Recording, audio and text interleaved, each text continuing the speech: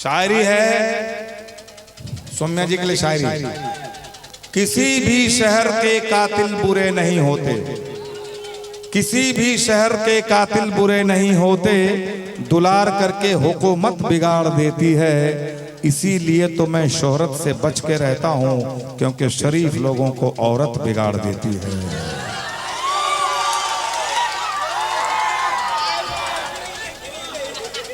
हो गया। ये पहले से गिरल आदमी छे, बाराती छे एक सराती। सराती आप कौन चे में है? बाराती में है। सराती आप भी सराती है, ये अच्छा है। सराती सराती एक कैसे गिरल छे, वो तो पहले गिरी गले। तो रात कौन चे के लाज लागे छो? शरीफ का औरत बिगाड़ छे तो औरत छको की सराती है। हाँ तो सराती थोड़े बिगाड़े छे।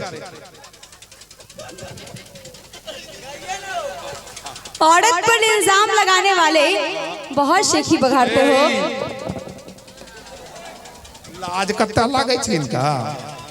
औरत पर इल्जाम लगाने वाले बहुत शेखी बघाड़ते हो और अपनी बीवी को जिला पार्षद बनाकर खुद जहां तहां मुंह मारते हो।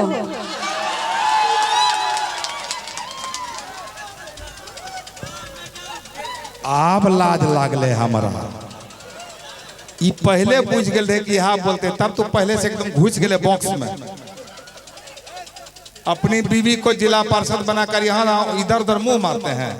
माने हम मारते हैं कि मुंह मारे से या बाराती ये मुंह मारे ने कैरेक्टर लेस आदमी से।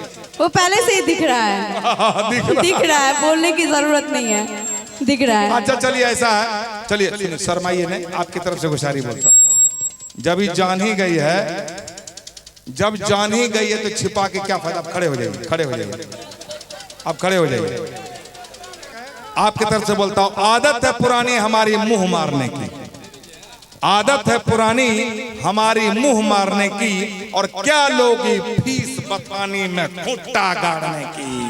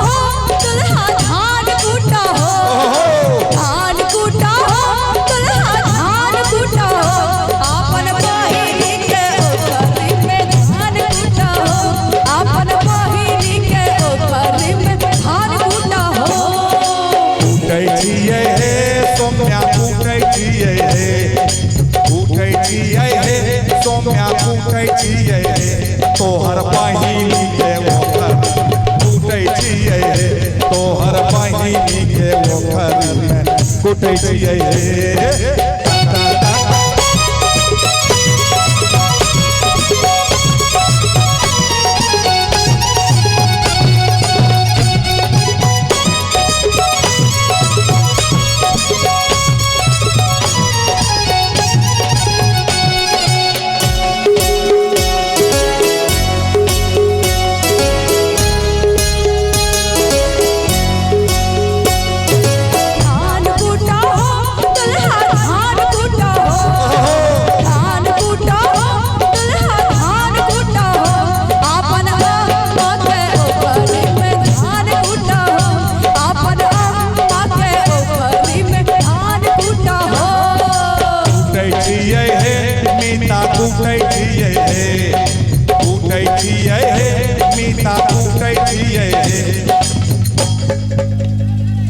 आपन शादी के ओखर में कुटै छियै, आपन शादी के ओखर में कुटै छियै।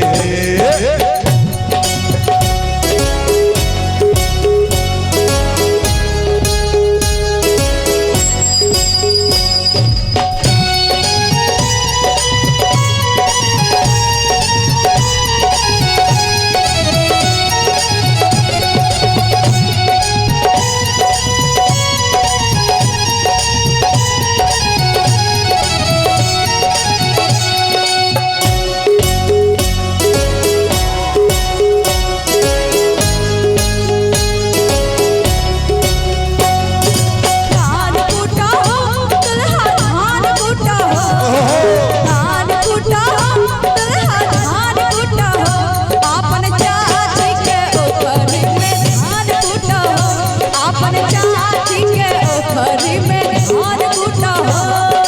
कूटै छियै कूटै छियै सौम्या कूटै छियै कूटै छियै सौम्या कूटै छियै अपन सारा हज के ओखरी कूटै छियै अपन सारा हज के ओखरी में कूटै छियै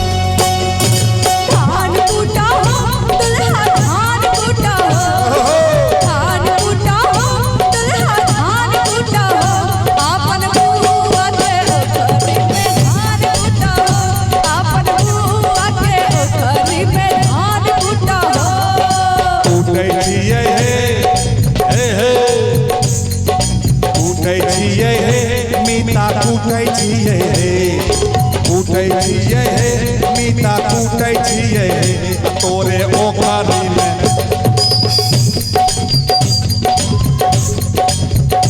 तोहर बहिनी के ओखरी में कूटै छियै अपन साली के ओखरी में कूटै छियै